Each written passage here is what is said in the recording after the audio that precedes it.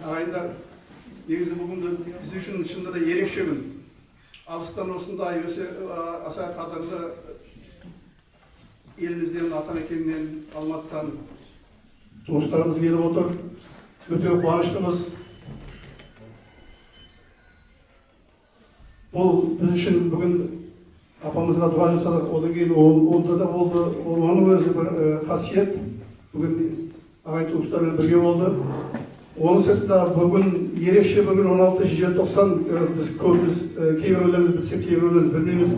Желтоқсан Қазақстанның тарихында, мысалы Түркияның тарихында Ağustos деген ай бар, 8 ай август. Қанша маңызды болса, Қазақстанның тарихында желтоқсан деген сол Түркияның Ağustos айы сияқты. Жеңіс айы, соғыс айы, әртүрлі тарихи мемлекеттің болашақ ұрпақтан оқиғалар болған ай. Ал Қазақстанның тарихында, тәуелсіз Қазақстанның тарихында желтоқсан деген өте ерекше бір ай. Қайғылы ай, қуанышты ай, енді ішіне бағлан 8 ай білуге болады. Бәрінен бұрын ең алғашқы 1986 жылы Совет одағында алғаш рет қазақ жастары, ұлттық рухы жоғары, астақ рухты қазақ жастары басқыншыл, отаршыл Совет әкімшілігіне қарсы бас көтерген қазақ жастары болды. Бүкіл Совет одағы көлемінде 1986 жылы 16 желтоқсанда бастап 17-18 желтоқсанда қазақ балаларын Советтің жендеттері қырып тастады. Ол бір ең маңыздысы 1991 жылы 16 желтоқсанда бүгін Қазақстан өзінің ресми түрде тәуелсіздігін жариялады. Қазақстанның бүгін ресми тәуелсіздік алған күні. Қуаныш пен жұбаныш, қайғы бар ортақ. Бірақ біз қазақ бір күнде барлығын көргенбіз. Мысалы біздің ата-бабаларымыз сонау шығыс Түркістаннан шығып, жолда Тибет асып, Гималайға бара жатқанда, қарда қыста артынан жау қуып келе жатқанда, соның өзінде жау шапқан жерден қашып барып, енді екінші бір сағаттан кейін той істеп жатқан уақыттары болған. Қазақ сондай шыдамды, сондай халық болған. Бір күнде біз барлығын көрміз, барлығында шыдаймыз, барлығын Құдай айтады. Құдай одан жауаптарын сақтасын, бірақ болашақта да болуы мүмкін. Біз оның бәріне дайын болуымыз керек. Біз оған шыдайтын халықпыз. Біз шынында да айтады ғой. Біз өз кәдімізді өзіміз білмей жүрген халықпыз. Біз әлемде ең қасиетті халықпыз. Ол біз өзімізді бақтырған құттан айтқан сөз емес. Ол өзі дәлелденген сөз. Олса бардың алтын қадірі жоқ дейміз. Бүгін ағайын туыстарымыз қаншама. Бұндай кісілерді басқа мемлекеттерде іздеп тауып шәксетке бара алмаймыз. Бірақ бармен бірге көреміз. Құдайға шүкір, сіздерге де көп рахмет. Ағайындардың бүгінгі мына концерттің көрген достарын барлықтарыңыздан Алла разы болсын дейді. Сондықтан өте қасиетті бір айда, өте қасиетті күнде мына ағайын туыстарымыздың өнерпаз інілеріміздің бізбен бірге болғаны біз үшін үлкен қуаныш. Соны бірге тамашалай білейік. Алла башақтарынан разы болсын. Сіздердің Алла разы болсын. Осындай ағайын туыстық, осының өзі қазақшылық. Осында қала аралап жүрсіздер. Ол не үшін? Әрбір жерде қазақ бар деп соны іздеп келіп, бізге осындай жанашырлық, қазақшылық жүрсіздер. Алла разы болсын сіздерден. Жүрген жолдарыңызға гүл білсін, қайда жүрсеңдер аман сау болайық. Бәрінен бұрын қазақ қайыршылық аман болайық. Мен айтамын, бұл қазақтың ең төменгі деңгейде көріп жүрген уақыты. Алла қаласа біздің көрəcек болашағымыз әлі алда, біздің жетістігіміз алда. Мынау мүмкін 1% да жетпейді бүгінгі біздің көріп жүрген жақсылықтарымыз. Алла соған жеткізсін, соны біз көре алмасақ, Еуропада жүрген біздің ұрпақтарымыз болашақта көріп бақтан жүрген болсын. Алла соған жеткізсін, аман болайық. Бәрінен бұрын елдің тәуелсіздігі мәңгі болсын. Қай жерде ағайын туыстар аман болайық. Ағайын туыстардың өнерпаздарымыздың жетістіктері үстем болсын, сәттілік тілейміз. Арамызда көп бір ағамыз отыр. Қазақстанда көп кісілер біледі. Бүкіл қазақ елі біледі. Ағамыз өтпеңізші. Қазақстанның ең атақты ақын, жазушы үндемей келіп отырмын. Бұл кісінің біздің арамызда отырғанның өзі бір ғанибет бүгін. Алла разы болсын. Сіздер аман болыңыздар жүрсеңіз. Үндемей келіп отырмын. Ал енді бұл кісінің біздің арамызда өнерпаздарға қалдырайық. Мен көп сөйлей бермеймін. Микрофон алмасам тастамын. Аман болды. Рахмет сіздерге келгеніңіз үшін. Енді бұл жаңа мағана сөзінің басында Өмірхан ағамыз айтты. Бұл күннің біз үшін қандай салмағы бар екенін, бұл әрі қуанышты күн екенін, әрі қасіретті күн екенін. Мысалы, мен өзім де сол кезде болдым Алматының қандалаңында. 86 жылғы желтоқсан бүкіл Совет империясының іргесін сөгіп бастаған сол ең бірінші қуатты толқын еді. Қазақтың жүрегінің қанды толқын еді, сол империяның көбесін іргесін сөккен. Одан кейінгі ол енді империяның қолынан қанымыз төгілді. Бұл мерекенің, бұл күннің бізге қасіреті мен қуанышы бірдей болатыны содан. Ал енді шын мәнінде тәуелсіздік деген не нәрсе? Біз шын мәніндегі тәуелсіздікке, кәдімгі алтын айдардың тәуелсіздікке қалай жетеміз? Міне бұны бізге түсіндіріп кеткен ұлы бабаларымыз бар еді. Ол бабалардың ілімі Құл-Қожа Ахмет Яссауи деген кісі еккен біздің топырағымызға. Сол Қожа Ахмет Яссауи еккен алтын дән өсіп күллі әлемге ғажап жеміс берген болатын. Ертұғырыл фильмінде бір эпизод оқиға бар. Онда Византияда жүрген Махмуд Дәруш деген кісіні жаңағы византиялықтар өлтіргелі жатқанда Ертұғырыл үстінен түсіп құтқарып алады. Сонда Ертұғырыл сұрайды: "Ей, Махмуд Дәруш, сіз бұл жерде не істеп жүрсіз? Мынау дінсіздердің арасында" дегенде, Махмуд Дәруш айтады: "Біз бұл жерге анау Құл-Қожа Ахмет Яссауидің Түркістанда жаққан шырағын әрбір жүрекке тұтатқалы жүрміз, сол шырақты" дейді. Сол кезде Ертұғырыл кеудесінің жүрегіне қолын қойып: "Біздің бәріміз Ахмет Яссауидің жолына құрбанбыз" дейді. Бізде міне сол Түркістанда бабамыз жағып кеткен, бұдан 1000 жыл бұрын жағып кеткен шырағын сіздердің де жүректеріңізге жағу үшін келдік. Міне қазір біздің қазақ қауымы, қазақ қоғамы біртүрлі қилы үдеріс процестерді бастан кешіп жатыр. Біреуі әртүрлі діннің жетегінде кетіп жатыр. Біреуі міне 1000 жыл бұрынғы бабаларымыздың хикметтерін топырақтан тоңынан қазып қайтадан шығарып бүкіл әлемге ұсынып жатыр.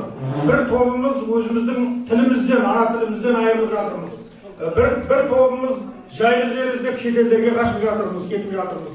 Міне қазіргі сондай астан кестен заманда біз сіздерге үміт отын жақпақпыз көкіректеріңізге. Ұлы бабаларымыздың, әулиелердің сөзі бар. Сондай заман болады, ақиқаттың таңы атады, алтын заман орнайды. Дүниеге әділдік, махаббат, қанағат, сүйіспеншілік үстемдік құрады. Сол кезде Түркістанның топырағының ат тұяғындай жері ат басындай алтынға бағаланады деп. Сондықтан бауырлар, ат басындай алтын болып бітпей тұрғанда ат тұяғындай топырағымыз отанға оралыңыздар дегім келеді. Ахмет Яссауи ілімі деген не? Ол жүректің ілімі. Ол бүкіл жүректе жатқан Алланың қазынасын ашып беретін ілім. Егер ол қазына ашылса, дүниеде ешбір қазына оған жетпейді. Ахмет Яссауидің ілімі болашақ көкірегімізді көгертетін, сөйтіп жердің бетін 18.000 ғаламды бейішке, жәннатқа айналдыратын ілім.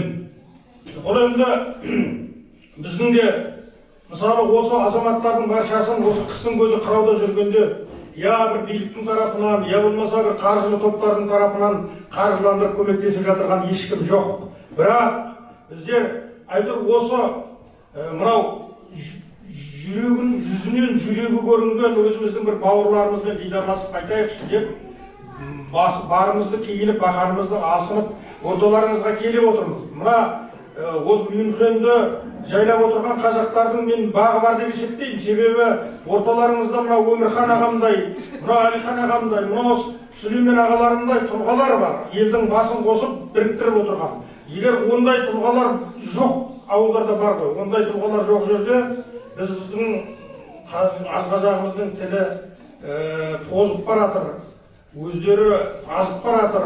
Оның жасырудың не керегі бар?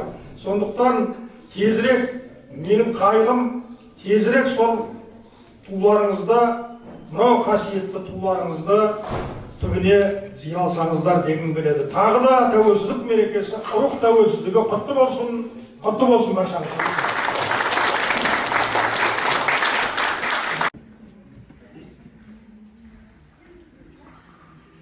اللهم من نصر دين نبينا محمد عليه الصلاة والسلام وعجل بظهور مهدي عليه السلام ونزول عيسى عليه السلام واجعلنا من أعوانهما وجعلنا وسيلة لهدايتهم في الحياة وبعد الممات إنك على كل شيء قدير مغمد للدين جرد بالفكر بير الله الطيب والرسول مهمة خاصرة غلين جزت والكيل خاصرة غيثان شبشن داتبين اللهم انصر من نصر دين نبينا محمد عليه الصلاة والسلام وعجل بظهور مهدي عليه السلام ونزول عيسى عليه السلام واجعلنا من أعوانهما وجعلنا وسيلة لهدايتهم في الحياة وبعد الممات إنك على كل شيء قدير أمسر بالقربان فرميد جبت واضح وصوصا من تزدد شرق شزق واضح رسول قرباسا شرقت مصندا إيشان الله من دولة قواك الشمس أنت الهادي أنت الحق ليس الهادي إلا الحق أنت الهادي أنت الحق ليس الهادي إلا هو أنت الهادي أنت الحق ليس الهادي إلا الحق أنت الهادي أنت الحق ليس الهادي إلا هو اللهم انصر من نصر دين نبينا محمد عليه الصلاة والسلام وعجل بظهور مهدي عليه السلام ونزول عيسى عليه السلام واجعلنا من أعوانهما وجعلنا وسيلة لهدايتهم في الحياة وبعد الممات إنك على كل شيء قدير يا مهدي يا مهدي يا مهدي يا مهدي يا مهدي يا مهدي يا مهدي يا مهدي يا مهدي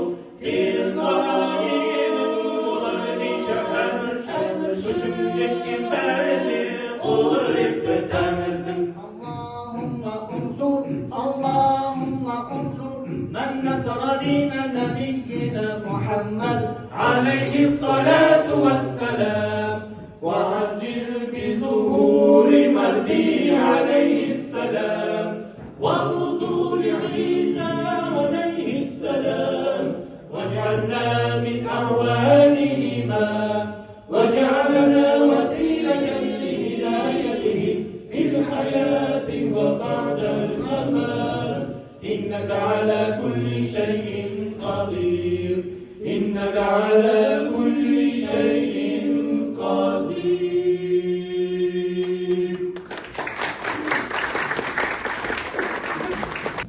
أعوذ بالله من الشيطان الرجيم.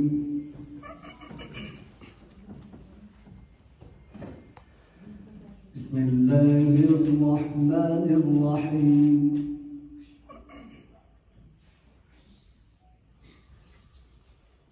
أجعلتم سقاية الحاج وعمارة المسجد الحرام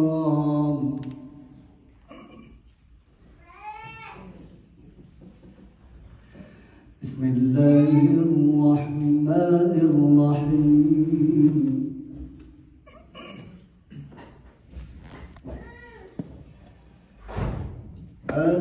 أجعلتم سقاية الحاج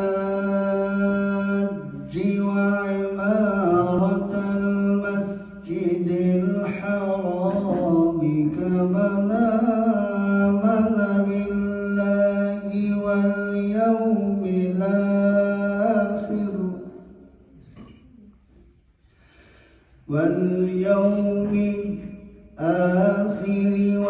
وجاهد في سبيل الله لا يستوون عند الله والله لا يهدي القوم الظالمين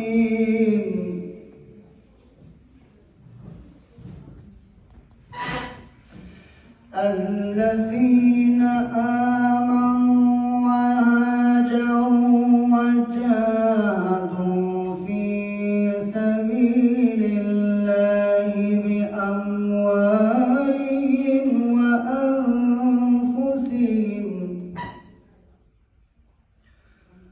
أعظم درجة عند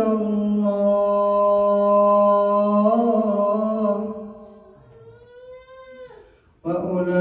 وأولئك هم الفائزون صدق الله العظيم اللهم صل على محمد وعلى آل محمد من أول الدنيا قيامتها ومن آخر بقائها وعلى آله وأصحابه وبارك وسلم سبحان ربك رب العزة عما يصفون وسلام على المرسلين والحمد لله رب العالمين إلهي آمين. اللهم صل على سيدنا محمد والمسلمين والمسلمات اللهم الله حاجتك في المشكلات يا الله تعالى осы қылған қасиетті құран аяттардың салауат дұғалардың барша хикмет илахи сауаптарын екі дүниенің шамшырағы пайғамбарлардың тәжі яумул махшарда ертең әрқайсымызға арашашы болатын ақ пайғамбарымыз мұхаммед мұстафа саллаллаху алейхи вассаламның рухына ол кісінің ахлі бәйттерінің рухына төрт шадиярының рухына 33 мың сахабасының рухына табиғиндарының рухына табағаларының рухына баптарының рухына адам сафиятамыз бен бибі хауа анамыздың ол кісілерден таралған 124 мың ақ пайғамбардың рухына дініміздің шырағы имам ағзам абу ханифа суфи куфи рахматуллайдың рухына сенімдегі мазхабымыздың басшысы мансұр ал-матруди рахматуллайдың рухына дініміздің қақпасы отырарда арыстанбап рахматуллайдың рухына сәруар пірдің басшысы түркістанда құлқожа ахмет яссауи рахматуллайдың рухына сәруар пірдің соңы боғланда маңғыстауда пірбекет рахматуллайдың рухына түркістанда түменбап сайрамдағы стансызбап сенімдегі мазхабымыздың басшысы мансұр ал-матруди рахматуллайдың рухына дініміздің қақпасы отырарда арыстанбап рахматуллайдың рухына сәруар пірдің басшысы түркістанда құлқожа ахмет яссауи рахматуллайдың рухына сәруар пірдің соңы боғланда маңғыстауда пірбекет рахматуллайдың рухына түркістанда түменбап сайрамдағы стансызбап сағақ отырарда 30 баптың рухына маңғыстаудың ойында 360 әулие 3 жарым мың машайық күллі бабалардың қасусарына конияда жатқан 360 әулие мәулана руми рахматуллайдың шамс табризи рахматуллайдың рухына басқа да барша ұлы әулиелердің рухына бағыш еттік кешегі аласатта кешегі 40-шы жылдардағы қырғында осы топырақта құмдары сұраусыз сүйектері шашылып қалған аталарымыздың рухына бағыш еттік осы қолжайып отырған пенделерден дәметіп жатқан барша өлі бақтарға бағыш еттік алла тағала жатқан жерлерін жайлы топырақтарын топқа жандарын жәннатта имандарын саламат күнәлары болса мағфират қылып алла тағаланың рахметінде пайғамбардың шапағатында әулиелердің көшінде қылғайсың жаналла күллі адам ұрпағын сол көште фарида бақида адастырмағайсың кемалла барша адал ниетті адамзатты өзіңнің алтын таңыңа сол беделдердің құрметі үшін аман жеткізгейсің аллахумма салли ала саййидина аллаху акбар ал рухани мерекеміз басталды осы дүниеге шашылып жайыла берсін жалғаса берсін рахмет бүгін біз Германияның Мюнхен қаласындағы қазақ диаспорасы болып өте бақытты бір кеш өткіздік. Бүгін желтоқсан айының 16-сы Әрине бұл желтоқсан айының 16-сы жаңа Қазақстан тарихында қазақ ұлты, қазақ елі үшін аса ерекше бір ай.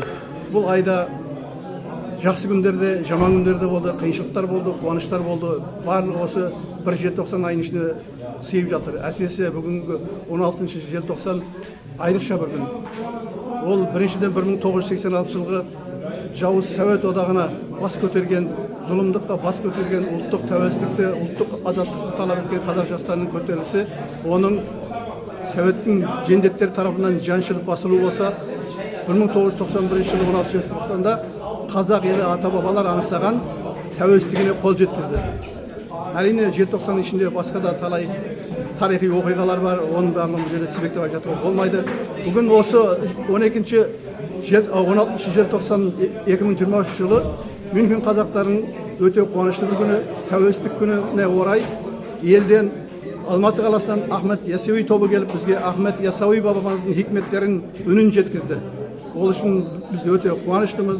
Бұл күтпеген бір сый болды біз үшін.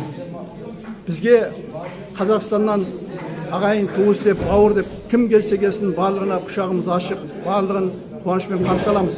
Бүгін ерекше бұл бауырларымыз бізге осындай сый жасап келіп отыр. Әрине, оның үстіне тіпті қуаныштымыз. Ағайын туысқа, елге, жұртқа, барлығына дұғай сәлем айтамыз. Әсіресе бүгінгі 16 желтоқсан 2023 жылы тәуелсіздік күні бүкіл қазақ еліне, қазақ жұртына құтты болсын, мерекелі болсын. Қазақ елі әр уақытта өзінің ұлттық береке бірлігінен айырылмасын. Бәрінен бұрын қайыршылық қазақ аман болайық. Еліміз аман, жұртымыз тыныш болсын. Ахмет Яссауи бабамыздың бір ерекшелігі, ол бүкіл мұсылмандықты түркі жұртына сүйдірген, қабылдатқан, икемдеген бабамыз. Сондықтан Ахмет Яссауи бабамыздың хикметтері, үндері біз үшін ерекше болды. Өйткені біз оны жаны көңіліне түсінеміз. Ең маңыздылығы онда. Яссауи тобының бүгін бізге жеткізген Ахмет Яссауи хикметтерін біз жанымызбен, тәнімізбен, тілімізбен түсініп отырмыз. Сондықтан біз үшін өте қымбат бір күн болды. Неден кейін, мына кештен кейін бәрі сұрап жатыр, қалай ұнады ма деп жердегі қазақтарға. Өте қуанышты, өте жақсы болды. Өкінішке орай енді көпшіліктер келе алмай қалды.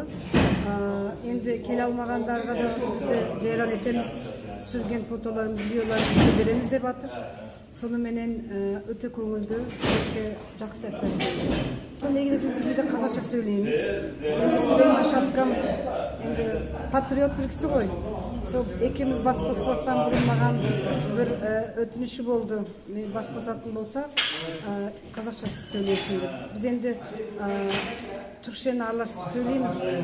Сонда сол кісі маған сондай үлкен әсер етті. Біз қазақша үйде сөйлейміз. Мен бәрін түсіндім. Енді Елдос бауырымызды баяғыдан танимын. Онан кейін Ахмет Яссауидің түрмесінде 3 рет болдым. Біреу 91-де. Бір күшті бір уақиға болды. Енді айтуға ыңғайсыз емес, енді шындықты айтатын болсақ, мен аяғым ауыр болды. Үлкен проблема болды. Сол кезде Қазақстанға баратын болдық. Сол кезде Қазақстанға баратын болдық. Онан кейін сол Ахмет Яссауи түрбесінде су құдығының 80 жылдан кейін біз үшін ашты Германиядан келген қазақтарға деп. Сонымен сол жерден стаканды маған берді сумен. Мен қарадым, я құдайым дедім, мынада 80 жыл тұрып қалған суда бактерия болады ма екен деп. Ойын олар бізге айтты ғой Ахмет Яссауидің өмір баянын. Сонда айттым, құдайым дедім, бізге ашып атқан енді маған шипа болсын деп іштім. Сол Германияға қайтып келгенімде проблема жоқ. Сол баламды аман есен өсірдім. Дүнияға әкелдік. Алланың рахметімен. Онан кейін балам 13 жасында Қазақстанға кетті оқуға, 13 жасында. Онан кейін қожаның қызын алды. Сонымен Яссауимен құда болдық. Яғни бір хикмет бар, соған сенемін. Алейкум. Менің атым Тұрсын. Мюнхен қаласында жашап тұрмыз. Бала шағымыз осы жерде. Бәріміздің бүгін біздің жерге келіп сіздермен аман есенменен хабарласып болған бұл програмға көп рахмет айтамыз. Көп жақсы болды. Бәріміз бір араға бірге болдық бірде. Бүгінде дуа текбір де болды. Айретін бірде бір қайтыс болған кісілеріміздің Құран оқыған програмдары береді. Оған да бәріміз бірге болдық. duada, tedbirde bulduk. Buna program yapkan kişilerge de korkup rahat aytamız. Sağ olunuzlar, var olunuzlar. İnşallah gene hayda bolsak, bärimiz aman jüreyik, aman bolak. Bugünkü konsert öte keremet ötü. Osunday konsertler bizge kerek bolganını hazır sana köngülden sezinip turduk. İnşallah osunday konsertler bola bersin keleşekte.